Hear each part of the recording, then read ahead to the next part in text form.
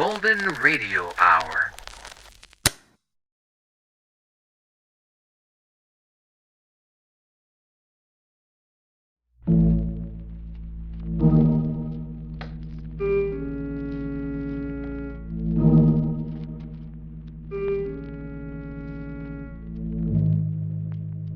You are alone in Paris, unable to speak the language, unable to cope with a gigantic conspiracy which seeks to convince you that you are mad.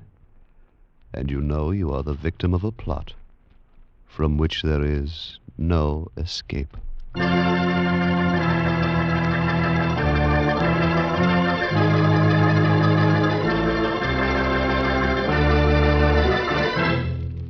Escape.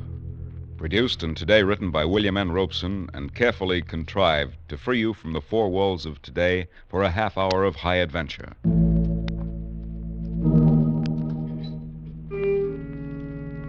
Today we escape to Paris at the time of the Great Paris Exposition and one of the recurring legends of the 20th century in Alexander Woollcott's version of the story of the Vanishing Lady.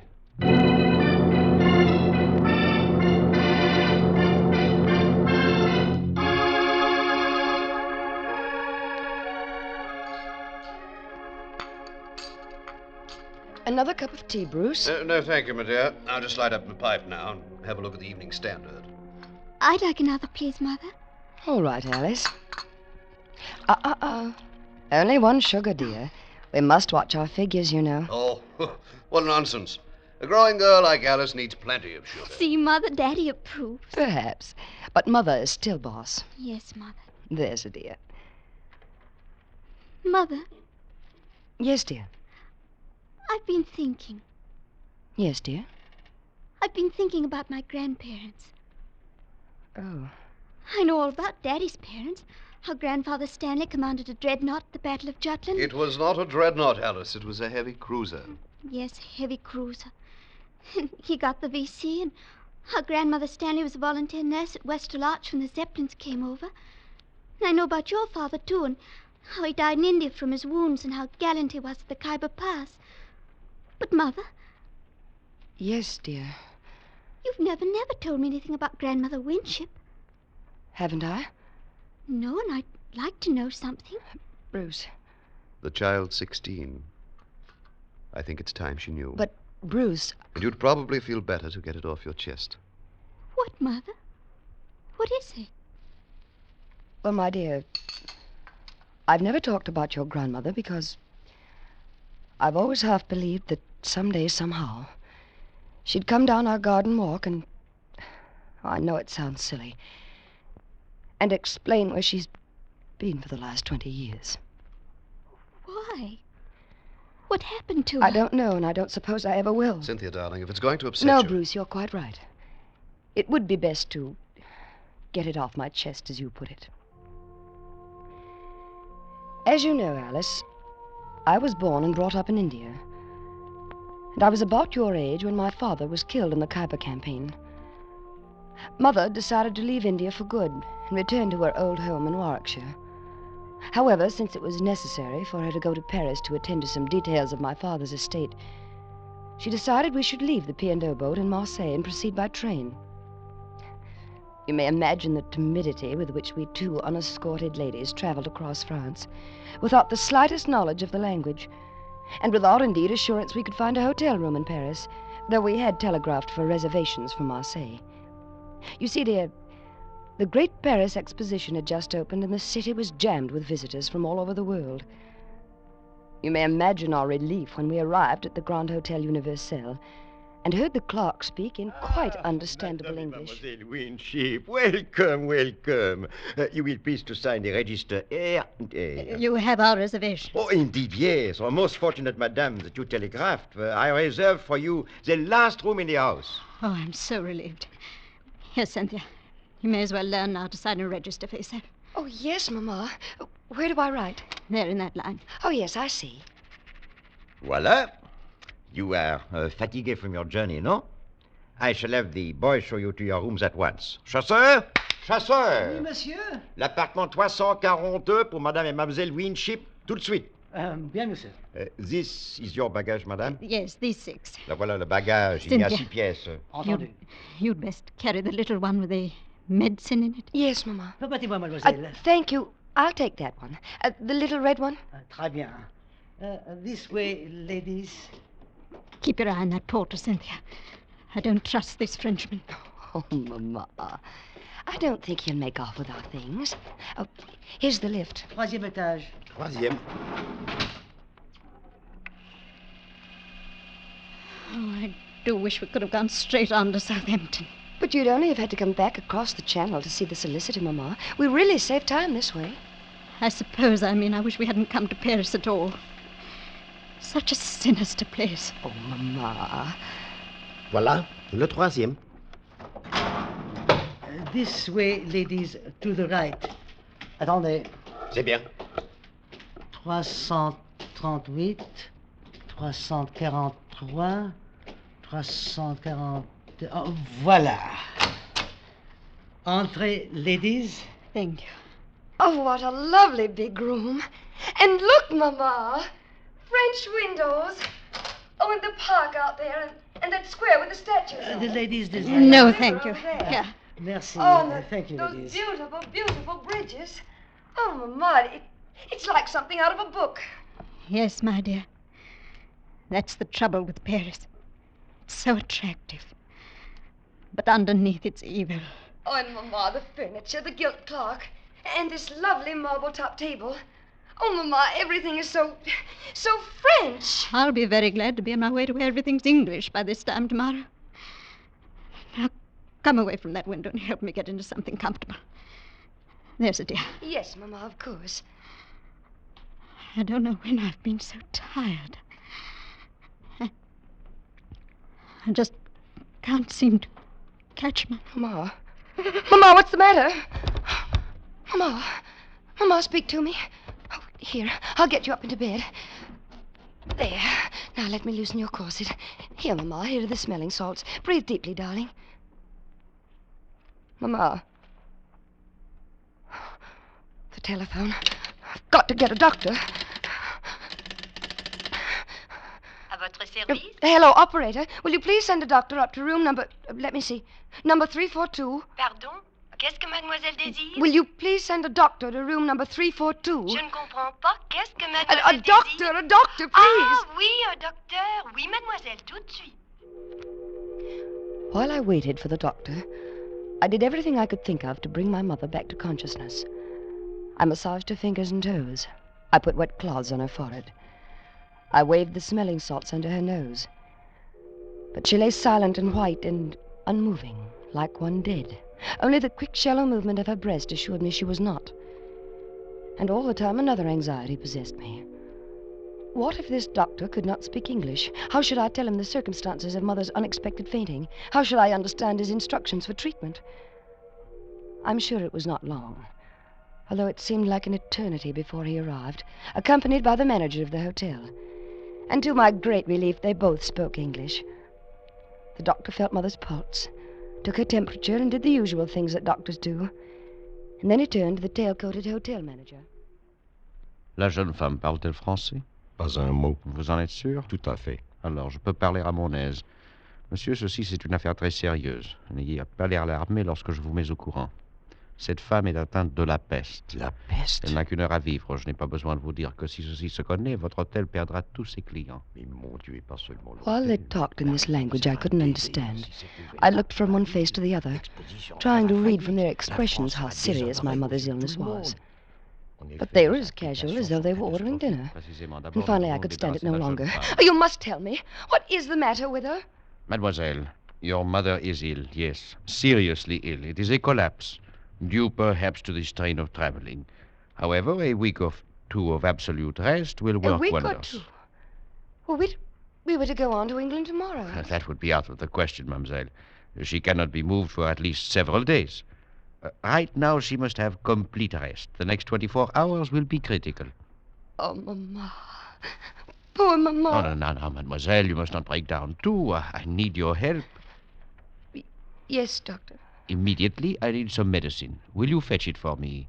Why, I must not yes. leave your mother for a moment during these critical hours. Here, I will write down this address and a little message to my wife. Your wife? Yes, yes. I have the medicine already prepared at home. It will be faster to go there for it than to a pharmacy. There are very few chemists who have the ingredient. But couldn't you telephone? Hélas, I have no telephone. Well, a messenger, perhaps. Mademoiselle does not know Paris en fête. With the exposition opening, nowhere can you find a reliable messenger. They are all selling souvenirs. But, Oh, no, mademoiselle. You will accomplish the errand more rapidly yourself. Here is the address. 24 bis Rue Val-de-Grâce. And here is the message to give to my wife. But I don't know Paris at all. I'm a total stranger here. I am sure the manager here will give the necessary instructions to the cabby. Indeed, I will. Now, if mademoiselle is ready... Before I quite knew what was happening, I was seated in a rickety taxicab outside the hotel with the doctor's message clutched in my hand, while the hotel manager gave valuable directions to the cabby. En plus, vous toucherez un pourboire assez grand pour remplacer cette vieille bagnole avec une belle voiture. Allez au petit pas. Prenez la piste la plus circuiteuse et surtout, ne soyez pas de retour en moins de 2 heures. Entendu? Entendu. Bon. It is arranged, mademoiselle. Jacques is one of our most trusted cabbies. He will get you to the doctor's house and back in safety. Oh, thank you so much, sir. And you will look after Mother, won't you? Indeed, I will. Of that, you may be sure.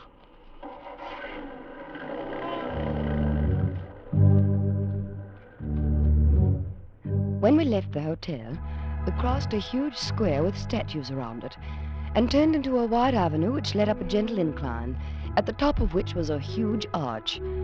But before long, we turned off to the right into narrower streets. It must have been 20 minutes later when we turned into another wide boulevard and I saw another huge arch up ahead. Or was it the same arch? Driver! Mademoiselle! Haven't we passed that arch before? Regardez, mademoiselle. Voici l'Arc de Triomphe. Là-bas, la Tour Eiffel. Driver, I don't want a sightseeing tour. I want to go to this address directly. Don't you understand? Now, please take me there at once. Eh ben, on fait de son mieux. De la patience, mademoiselle. Paris, c'est une grande ville, voyons. At last, we turned into a narrow street and pulled up before a grim grey house. The blue enamel sign on the wall read number 24 bis. I jumped out of the cab almost before it stopped, rushed up the 3 stone steps and pulled at the brass bell knob. Oh, hurry. Hurry, hurry, please.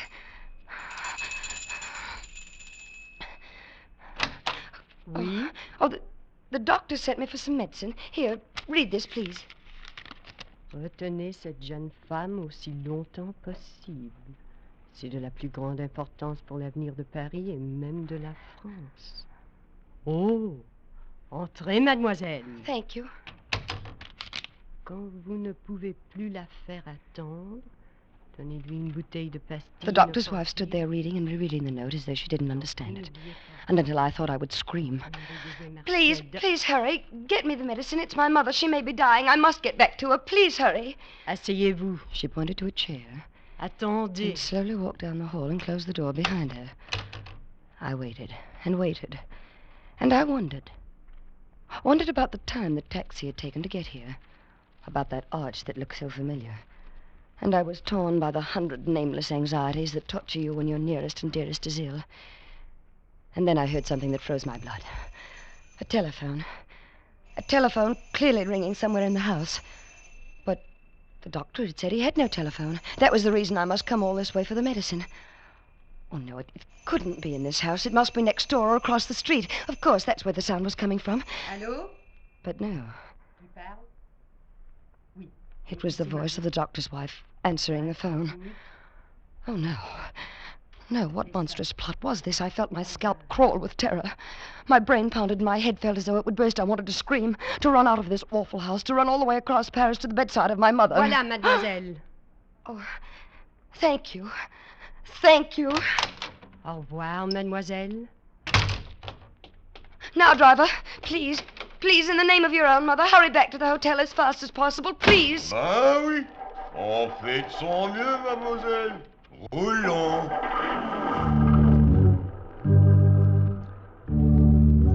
But my pleading was of no use. Either it was misunderstood or ignored. We crawled across Paris, just as slowly as we had come. And I was certain I saw that same white arch 3 times. But at last we crossed the great square with the statues, and I knew we were close to the hotel. Oh, please, please, hurry. Zut, on fait de son mieux, mademoiselle, voyons. Just beyond the great square, we turned up a narrow street which shortly entered a wide circle, in the middle of which was a tall, slender monument. The driver swung around the monument and pulled up before the entrance of the hotel, reached back and opened the door.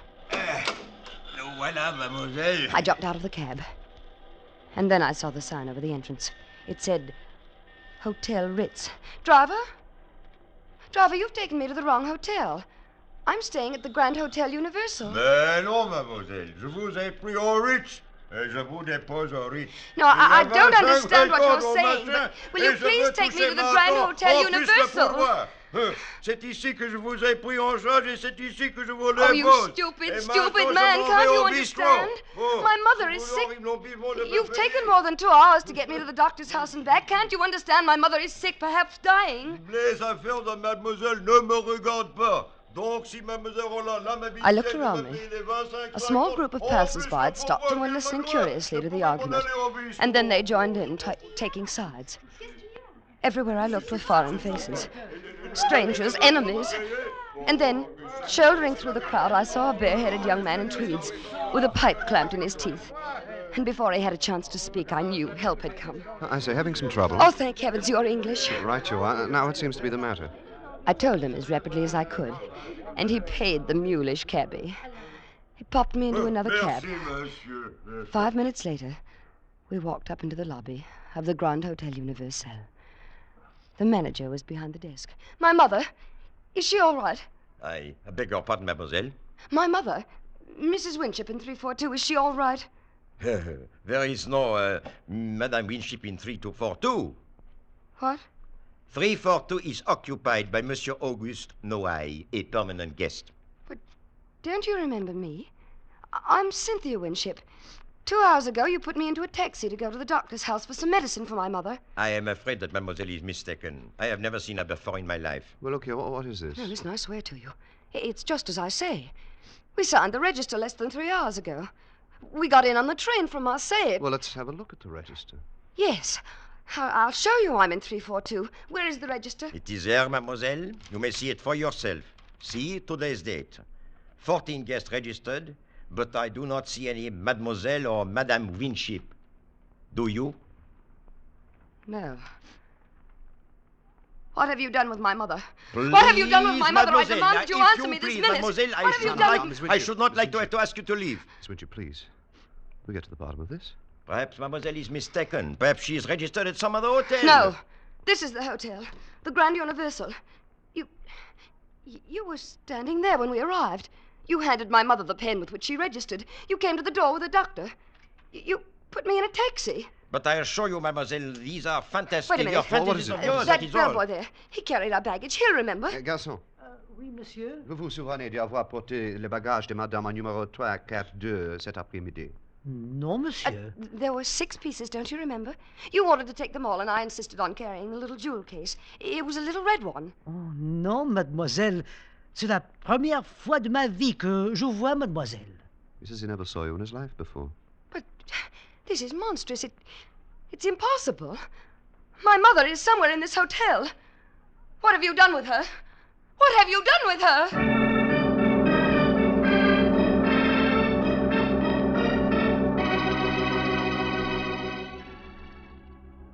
Feeling better now, Miss Winship? A little, thank you. Care for something else? No, thank you. Another cup of tea, perhaps. Certainly. Garçon? Monsieur? Une tasse de thé pour mademoiselle. Tout de suite, monsieur. I don't know how to thank you, Mr. You realize I don't even know your name? Oh, it's Bruce. Bruce Stanley. I'm very glad to meet you, Mr. Stanley. It's a pleasure, Miss Winship. Mr. Stanley, you believe me, don't you? Of course I do, Miss We did Winship. register at that hotel. We were in room 342. Well, I can even describe the furnishings. There was a big window that went from the ceiling to the floor. Well, every hotel room in Paris has windows like that, Miss Winship. Oh, they do? Yes. Well, in this room, The draperies were plum-colored, and there was a marble-top table, black marble it was, and a gilt clock. It had run down. The hands had stopped, I remember, at 20 minutes past 3. The walls were covered in rose brocade, and the bedspread was a washed-out yellow. Oh, if I could only get into that room, you'd see that I'm not making this up. I'm sure you aren't. Perhaps I can find a way to make them let you in the room. Can you? Yes. I'm with the embassy, undersecretary sort of thing. I believe the British Empire has enough influence to change the mind of an obstinate Paris innkeeper. Well, then let's do it. Right away. Well, I'm afraid the might of Britain can't move that fast. It's past dinner time. But tomorrow we shall see. Tomorrow? But I must get into that room tonight. I have no money. Nowhere to sleep. Well, we can do nothing with the people at the hotel. You saw that. We'll just have to be patient until tomorrow.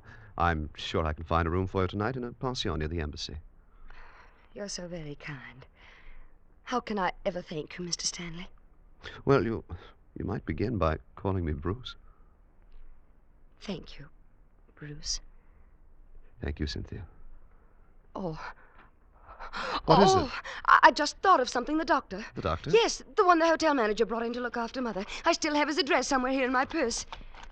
Yes, here it is. Now, we must go there immediately. He can tell us about Mother. Now, let me see. 24 bis Rue Val de Gras. Well, that's not far. Just off Boulevard Raspail near the Luxembourg. Well, how long would it take to get there by taxi? Oh, about 10 minutes. But it took over an hour this afternoon.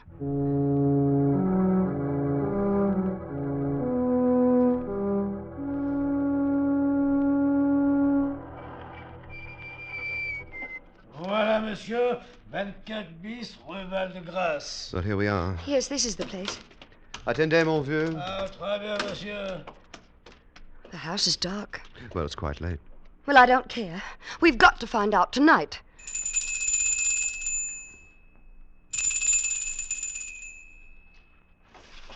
Qui est là? Qui sonne? Where is he? There at the upstairs window. Monsieur le docteur, c'est Mademoiselle Winship. Elle veut vous questionner à propos de sa mère. Winship? Je ne connais pas Mademoiselle Winship. He says he doesn't know you. But he must. He must. Doctor, don't you remember this afternoon? You sent me here to your house for medicine for my mother. Je ne comprends pas l'anglais. He says he doesn't understand English. Oh, the liar. The dreadful liar. He does. He speaks perfect English. Et vous, jeune homme, je vous conseille de ne pas déranger le repos des gens comme il faut et de vous en aller avant que je n'appelle la police. I'm sorry, Cynthia. Oh, Bruce. What am I going to do? What am I going to do?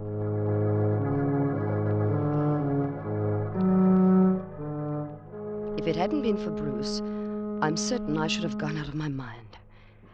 He found a room for me at a pension near the embassy, where I spent a sleepless night of anxiety, almost beyond endurance.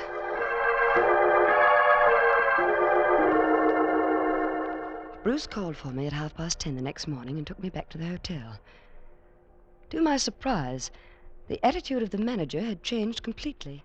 But of course, mademoiselle may inspect room 342. We are only too glad to convince mademoiselle that her mother is not and never was in the Grand Hotel Universel. Why, I personally will escort you to the room. This way, please, to the ascenseur. Oh, Bruce, that terrible man. That horrible, Cynthia, horrible... Cynthia, don't let him upset you. Monsieur, au troisième. Voici, monsieur. Now, remember what I told you last night, Bruce. You'll see.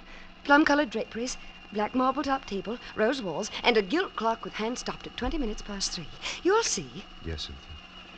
Voilà, le troisième. This way, please. It was room 342 that you wished to see, mademoiselle? Yes, that's right. Third door to the right. Parfait. You see, Bruce? I know where it is. Yes, my dear. Here we are. Voila. Enter, please. Now, Bruce, you'll see. The yellow bedspread... Oh. Not quite the room you just described in the elevator, mademoiselle. The drapes are royal blue. No. A little dusty, I fear. I must have this room renovated. You see, there is no marble-top table. No. The clock, as you notice, is running. And right on time, it seems. And the walls are not rose brocade, but yellow-flowered wallpaper. Now, my dear mademoiselle, you see how thoroughly mistaken you are. No, no, no!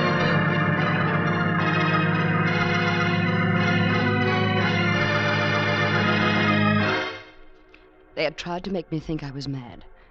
They succeeded. I remembered nothing until I awoke in my aunt's house in England 2 weeks later, thanks to Bruce, who never left my side during those terrible days when my sanity hung in the balance. Well, that's the story, Alice. And that's why I've never been able to talk about your grandmother Winship. Oh, Mother, how horrible. Because all these years I've clung to the foolish hope that somehow she'd come back and tell us herself what happened. You poor dear. You may as well dispel that hope forever, Cynthia. What? Since you at last brought yourself to discuss your mother's disappearance, I think it's time you knew the true fact. Bruce. Your mother died 20 minutes after you left the hotel on that fool's errand for the doctor. Oh, no. She died of the bubonic plague. She had caught it in India before she sailed. The doctor recognized the symptoms the moment he examined her. He told the hotel manager in French in your presence. They agreed that the matter must be kept completely secret. If the news leaked out that there was a case of plague in Paris, the city would have been emptied of visitors, and the exposition would have been a failure. Oh, Bruce. The conspiracy of silence began in the hotel. The bellboy was paid to claim he never saw you. The taxi driver was paid well to take you to the doctor's house by the most roundabout route. The note to the doctor's wife advised her to detain you as long as she could. The taxi driver added his own imaginative touch by returning you to the Ritz instead of the Universal. I shudder to think what might have happened if I hadn't come through the Place Vendôme just then. But you didn't know? Not then. When did you find out? Next morning. By then, the conspiracy had grown to international proportions. The embassy had been advised. If the exposition was a failure, the franc would fall and the pound sterling would be affected, that sort of thing, you know. I knew when we went back to the hotel you would not find your plum drapes and rose-colored walls and black marble-top table. And you let me go through with that? What could I do? I was acting under orders. I knew that the hotel had completely fumigated and redecorated the room overnight, and everything was in readiness to repudiate your story. I had to let the last act of the dreadful farce play to its dreadful end. What did they do with my mother? Her body was removed from the room less than 30 minutes after you left it. It immediately burned. Why? Why didn't you tell me all this years ago? Why did you let me go on all this time? This is the first time you've ever mentioned your mother since then, my dear. Alice? Yes, Mother? There's a new issue of the Tatler in the library. Wouldn't you like to look at it? But, Mother, I want... Now, dear, there's a good girl. I want to have a talk with your father.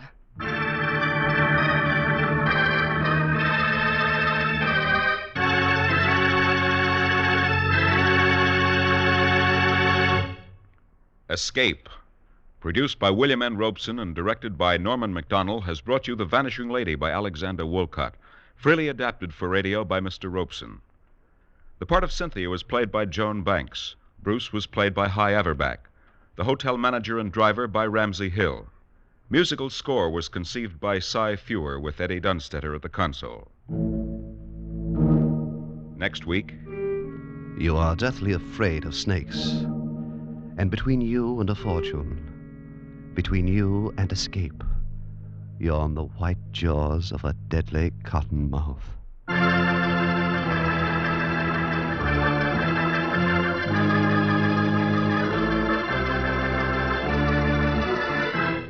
Next week, we escape with Irvin S. Cobb's famous story, Snake Doctor. Goodbye, then, until this same time next week, when we again offer you Escape. This is CBS, the Columbia Broadcasting System.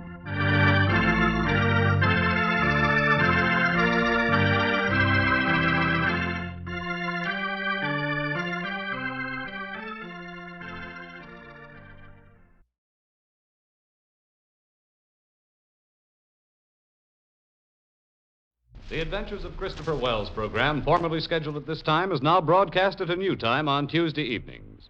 Tune in for The Adventures of Christopher Wells next Tuesday and every Tuesday at 9:30 p.m. Eastern Standard Time.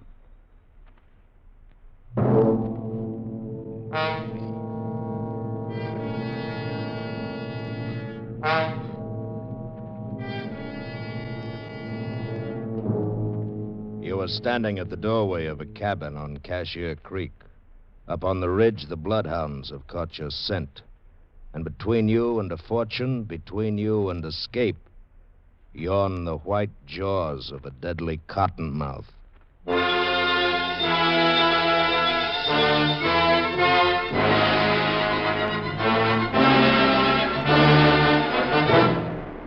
Escape, produced and directed by William N. Robeson, and carefully contrived to free you from the four walls of today for a half hour of high adventure.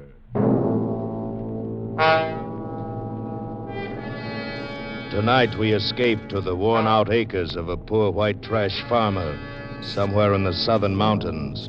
In Irvin S. Cobb's great tale of vengeance, Snake Doctor.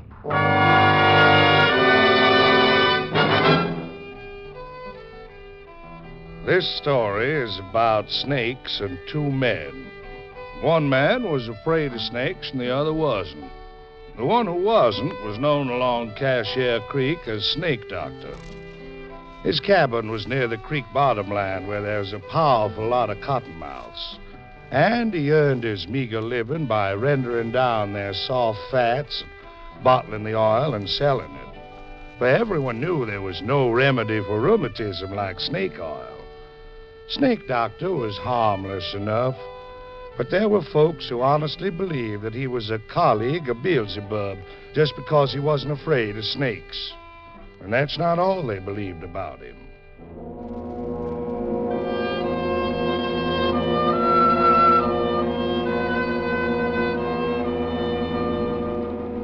Now, the man who was afraid of snakes was Jafe Mourner, who was Snake Doctor's nearest neighbor. Jafe was the kind of man we all know who suspected, feared, and hated anything he didn't understand. And he understood neither Cottonmouths nor the Snake Doctor. In short, Jafe was ornery, ignorant, and shiftless. He'd rather shoot squirrels and chop cotton. He'd rather fish than hoe corn. And that's just what he's doing now, fishing down at the Big Hole with his son and heir, Finney, who's old enough but not quite bright enough to handle a gun. Missed him, doggy. Finney, you blame fool. I told you not... He gets in the creek. What? The cottonmouth. Tramp on him in front of you. Cottonmouth? Where the varmint on earth leave You got him. You got him. Keep your foot on him while I fetch a stick. You don't need to, son.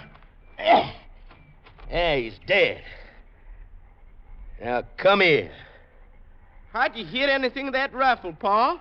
I had a bead drawed on him right and I couldn't... You darn fool! Oh, Find Pa. out a blame snake whilst I'm a-fishing? Heck, you was sunning yourself not more than to there from you. How'd you like to get yourself bit? Won't be no fish around here till thunderation after all that racket. Well, come on, let's go home and get us some victuals.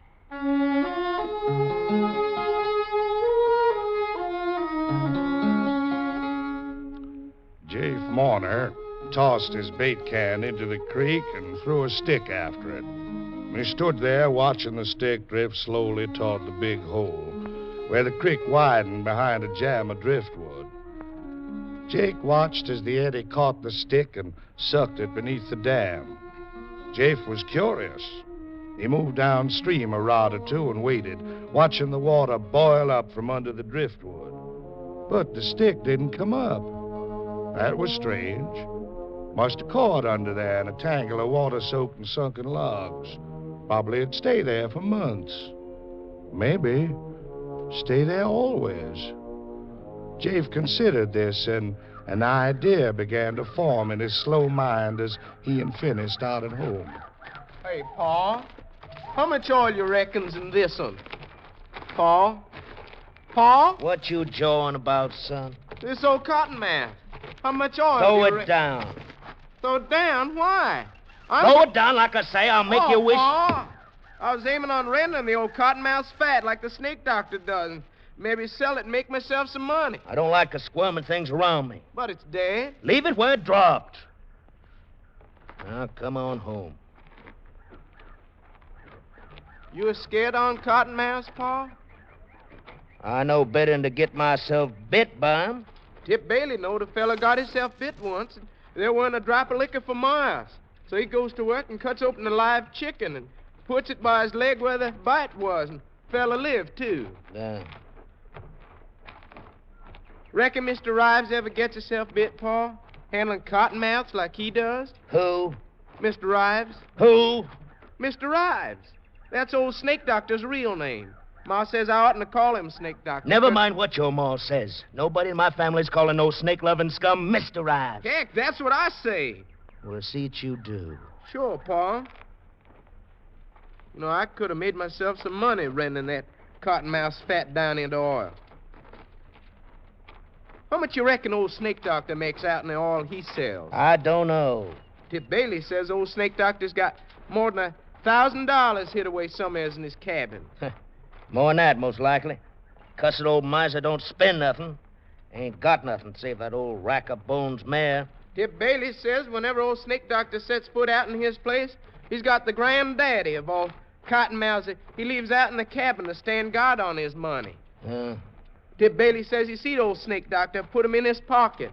Live cottonmouths. Snake Doctor ain't fitting to be alive himself. Oh, Ma says he ain't bad.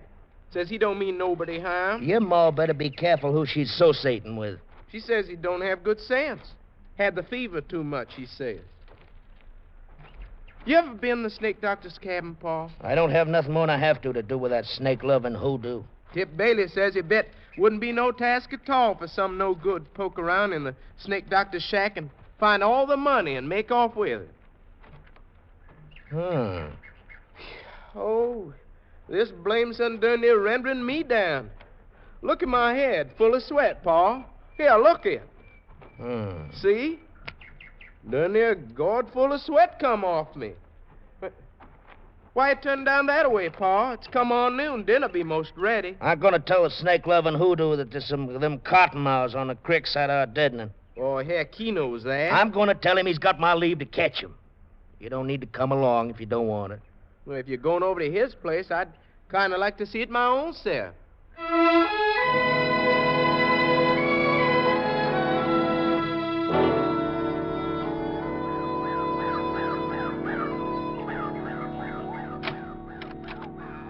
Go on in, Pa. He ain't to home, else he'd have showed himself by now. I reckon so. Can you see any of the snakes, I told Pa? you to keep an eye out for him. I bet's in one of them chinks, Pa. I bet the money's in I one ain't of them... looking for no money. Must be a dang snake itself living in a place like this. Pa, I know you ain't looking for any money, but if and you was, wouldn't you look in that chink right up there? Where, son? Right there, second log by the fireplace on the right. You see that there hole?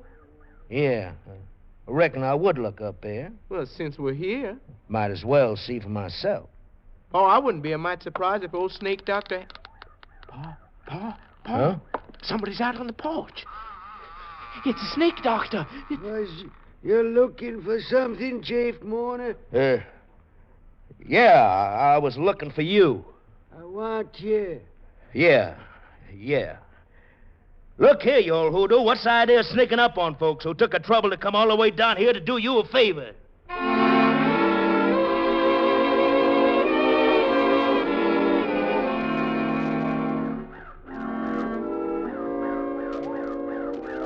Yes, sir. Like as not, that old Snake Doctor had a dang moccasin squitching around in his pocket whilst he was talking to you, Pa. Did you mind how his eyes was when he come in? Yeah. Dang, if it wasn't blazing like when you run across a little rabbit or cat in the dark. Scared me out of 10 years' growth, dang if it didn't. And did you mind how I kept looking up at the wall where I said I bet he had the money between the chinks Finney. up there? Huh? Finney, don't you say nothing to your ma about us being at the Snake Doctor's place, you understand? Why should I, Just Pa? don't. And don't you go nigh it again. Cuss old varmint, you'd have thought we was prowlers the way he acted. Finney, that you out there? Yup, Ma. Dinner about ready. You pour with you, son? Yeah. Have I time enough for dinner to go down the spring get me some more cold water? And if you stir your thumb, Shaquille. Hurry it up, son. I'm hungry. Yup, Pa. Catch anything, Jay? How you think I can catch fish with Finney firing off my gun at cottonmouths all the time? Ain't this heat more'n a body can bear? Yeah. Any cooler by the creek? No. Oh, that poor old Miss Rives come by here a spell ago. Mine and I shook to pieces with a chill. Oh, he come by, did he? Well, did he come in? Just for a minute. Just for a minute, eh? What'd he want? He wanted could I give him something for his ailment.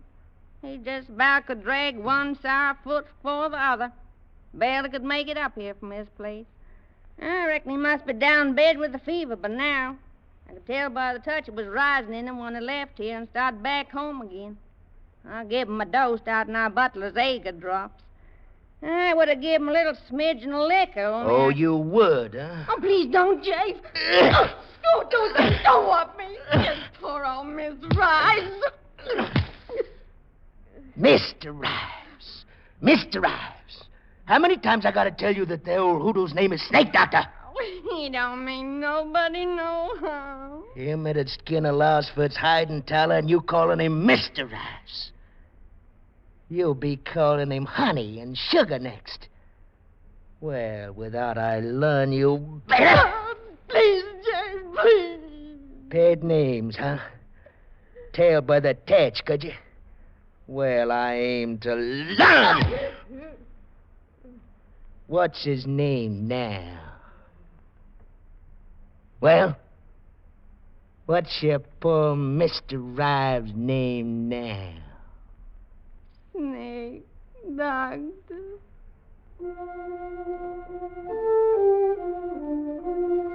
Kizzy Mourner rubbed the ugly red welt on her scrawny arm and gave the frying pan full of sizzling side meat a hopeless nudge. She prayed that the weight of the victuals might take the edge off Jafe's temper. Finney slouched in from the spring and saw the mark on her arm. Pa been whomping you again, Ma? She didn't answer. What'd you do this time? She silently dished up the hogback and cornbread for 2 men, and while they sat at table, she ate on her feet, serving them between bites, as was the custom in the Mourner household.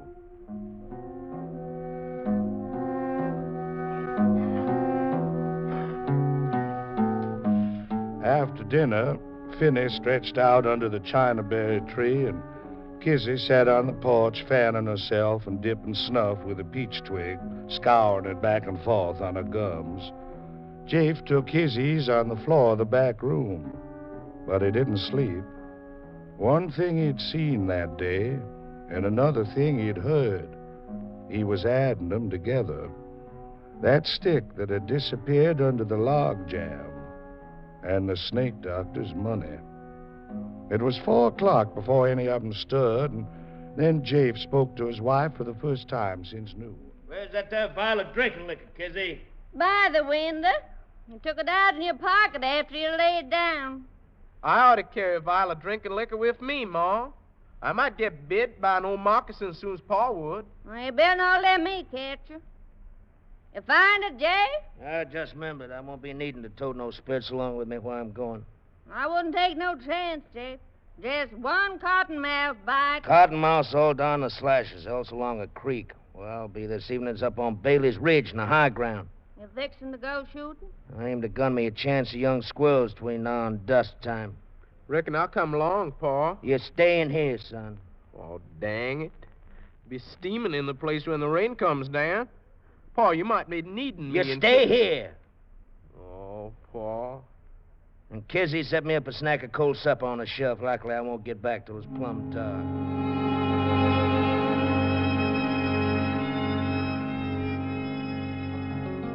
Jafe Mourner turned north through his struggling cornrows, and in a minute he was lost from sight. He kept on for nearly a mile until he came to a wild red mulberry tree. Where mulberries are, they're bound to be squirrels. Very neatly, he shot 2 young grays through the head. For Jafe was a master marksman, and unsuspected by any who knew him. Jafe had another quality denied most of his kind. He had an imagination. Today it was in excellent working order. He tied the brain squirrels together and swung them over his shoulder. If needed, they would be his alibi. Then he sat down under a tree a while. Yeah, I got plenty of time. don't need to get down to Snake Doctor's place till about dusk when he comes out to feed that swayback mare of his. Mr. Rhymes.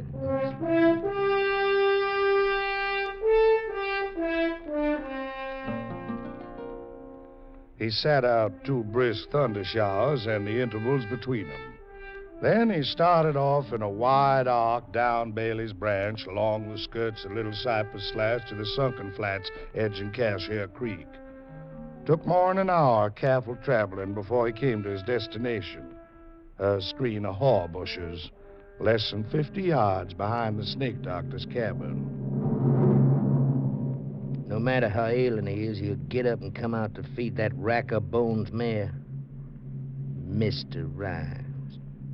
I'll learn him to go colleaguing around another man's woman. Jafe Marner let his jealousy heat him to a white hatred. At this moment, he was avenging his honor, and thus was spared the embarrassment of admitting to himself that the real reason he was here was the Snake Doctor's money hidden behind the log by the fireplace. The home-wrecking, snake-loving varmint. 10 minutes from now, I'll chunk him down the big hole in a creek like I did that stick this morning, and he'll go down and never come out. And nobody'll miss him. Nobody'll know he's gone for leastwise a week, maybe a month. And maybe if I get around to it, I might come back this way someday. Poke around that cabin of his'n. Jafe Marner's speculations were cut short. The cabin door opened, and a figure stepped out into the growing dusk and walked toward the stable. He saw the Snake Doctor's loppy old straw hat and his dark coat drawn over a pair of hunched, narrow shoulders. At this distance, he couldn't miss. And he didn't. The figure jerked backward and then went face forward. Jafe started for him, and then he stopped. His eyes bugged. His mouth formed a scream that he couldn't utter. His rifle dropped to the ground. He had just killed the Snake Doctor, killed him dead with a .32 caliber slug through the head. And there on his doorsill stood Snake Doctor, whole and sound and staring at him. Jafe Marner, what you done? The scream came at last, for Jafe Marner had seen the devil, this Snake Doctor who arose alive from his bullet-riddled body.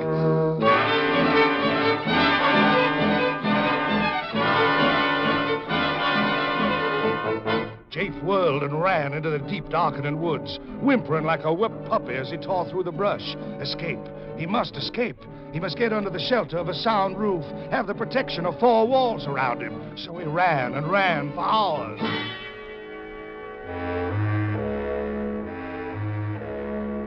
It was close to midnight when he came out on a dirt road a short distance southeast of his deadening. Beyond the next bend, he'd be in sight of home. Then he stopped. Around the bend, coming toward him, was a joggling light, a lantern hanging on a buggy. Jake flattened himself in a clump of brush to hide until the traveler passed. And then, just as the rig was opposite him, he heard a call coming from the other direction. Hold there, hold now, steady, hold. It's me, it's Davis Ware. Is that you, Tip Bailey? Yep. Hoping it out from the junction. Tolerable tired, if anyone should ask you. What brings you out this time of night, Davis? Somebody sick? Sick? Nothing. There's been hella popping in these here bottoms tonight. Steady, boy, steady. Now, what you mean? A killing, that's what I mean. A dirty, cold-blooded killing if there ever was one. Don't say. Who's gotten killed? I'm a-fixing to tell you.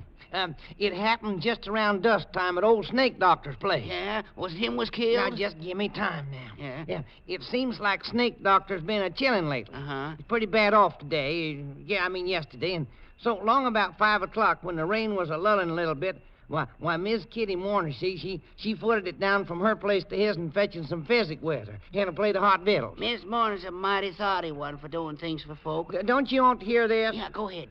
Well, seems like she wasn't afeard of the Snake Doctor's place. Well, I'd have been all over that. Well, pretty soon after she got there, seems like he tried to get up out of his bed to go feed that old crowbait nag of his. Uh-huh. The rain had started in again, but then it's pouring down hard, so she made him stay where he was at, and she put on his old hat and throwed his old coat around her to keep off the worst of the wet, and then she started out the back door to do the feeding herself. Yeah? And no more'n she got outside and a shot come from the edge of the woods, and down she went with a bullet through her brain. It killed her. Dead as a dog.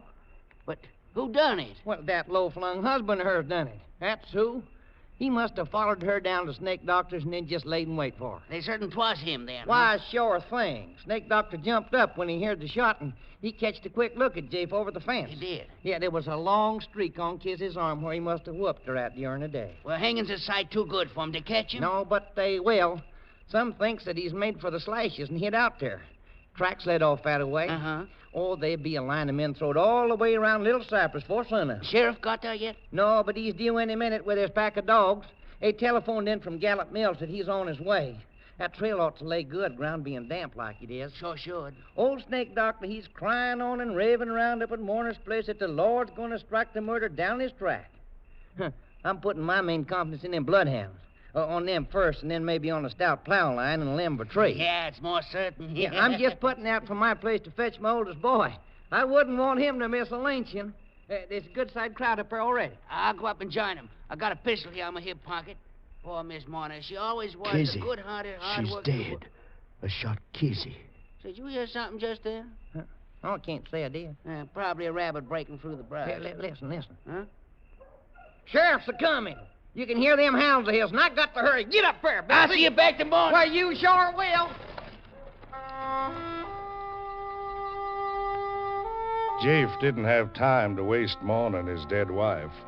And he was even a little relieved to know that the Snake Doctor wasn't the devil incarnate. He had a chance against a lynch mob and a pack of bloodhounds. This was the kind of antagonist he could understand and outsmart. Jafe's imagination went to work again as he backtracked along the creek bottom in the spotty moonlight. Gotta throw them dogs off the trail. Gotta wade the creek, even if it is full of cottonmouths. They must be all around me now. But folks says they don't strike in the water. Well, I hope them folks is right. Gotta get back to the Snake Doctor's. Get his money while he's still up at my place with Kizzy's remains. When we get his money, then the rest will be easy. Make for the deep timber. Cross country the river. Make it by tomorrow sundown. Hire a shanty boater to ferry me to the Arkansas side. Get a haircut and catch a train for somewhere else. But gotta get Snake Doctor's money first. Snake Doctor's cabin was dark and empty when Jafe reached it, and he needed light for his search.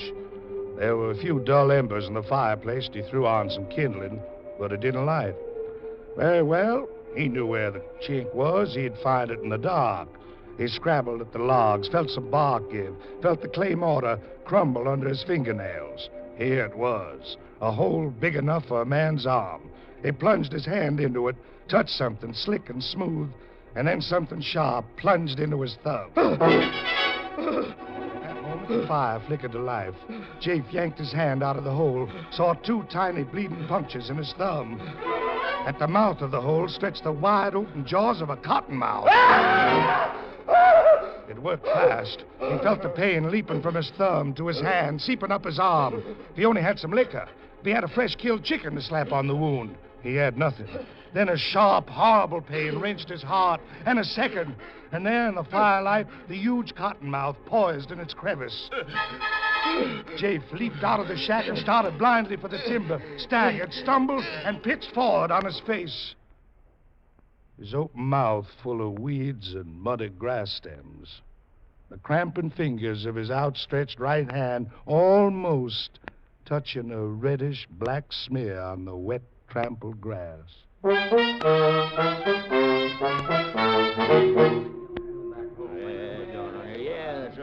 riddance, by gravy, that's good riddance. I'd call it that, wouldn't you, Dr. Bradshaw? Well, I reckon there's sort of a rough justice in the way he died. Look, his hand reaching out. Just about touches the blood where his woman fell.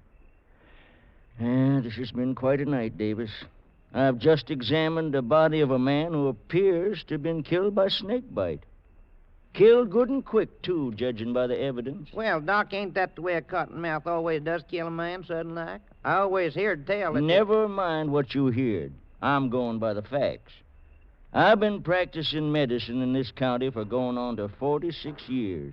And I tell you that in all my life, I've never known but 2 or 3 people actually being bitten by water moccasins. And until tonight, never had the personal knowledge of anybody dying from a bite of any kind of a snake. Well, is that a fact?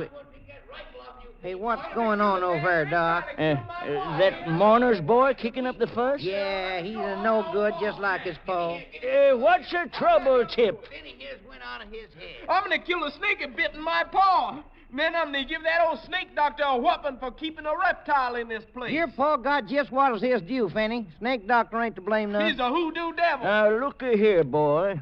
Mr. Rives promised all his savings, nearly $100 to pay for burying your ma decent. Now, that's how much he thought of her. Now, go on home, behave yourself. Go on, Finney. Ain't no Somebody reason ought to you kill hang that around reptile and that bit my paw, and I'm gonna do it. Hey, Doc, just a minute ago you started to say something about snake bite not killing. How you account for Jafe here? Well, the late Jafe Mourner had a rotten bad heart, Davis. Oh, he sure did. Yesterday proves that. I don't mean in that sense. I mean there was an organic weakness. A curious thing, though, there was no swelling anywhere. Well, there's them 2 marks on his thumb, them snake gashes like some I've seen. Now, that don't explain how... What's... Hey, it's Finney Mourner. He's in the cabin. That fool kid, come on, Doc. He's probably shot somebody. I shot at it, but I didn't hit it. It's going to get me like it got my paw. Hey, come on, Doc, come on. He said he shot at something in the cabin. Well, I don't see anything. Oh, Finney's had enough happen to him yesterday to upset even a bright boy. So we can... Oh, there it is. What? That cottonmouth up there in the hole of that log. Oh, that. The snake doctor told me about that varmint. Look at him closer, David. Oh, no, sirree, not me. Go ahead. It's just a stuffed snake. Stuff? Yeah. Snake doctor believes in precautions, 'cause that hole's where he hides his money. That snake could scare anybody away who didn't know it was stuffed. But just to be sure, old snake doctor lined the hole with coils of barbed wire. Oh, I see. You think that them marks on Jafe's thumb was got off of the barbed wire, huh? It could be. Lots stronger hearts than Jafe Mourner's would have stopped beating at a scare like that. Well, I'll be sweet. Old snake doctor's a cute one, ain't he?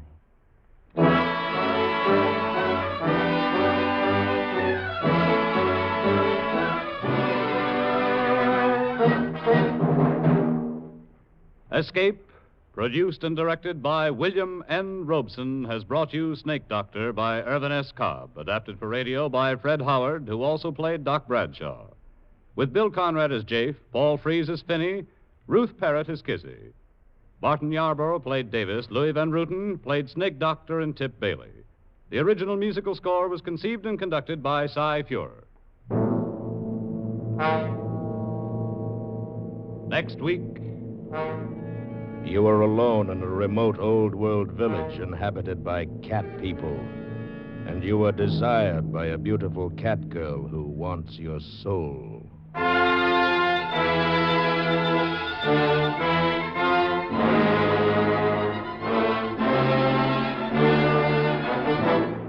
Next week, we escape with Algernon Blackwood's eerie story titled Ancient Sorcerers.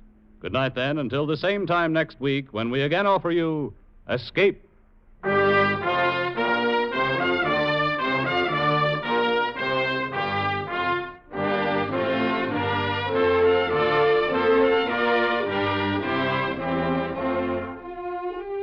This is CBS, where 99 million people gather every week, the Columbia Broadcasting System.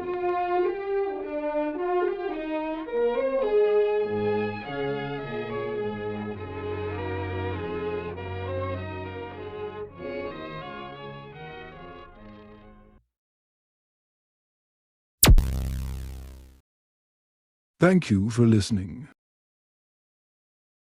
Please like and subscribe.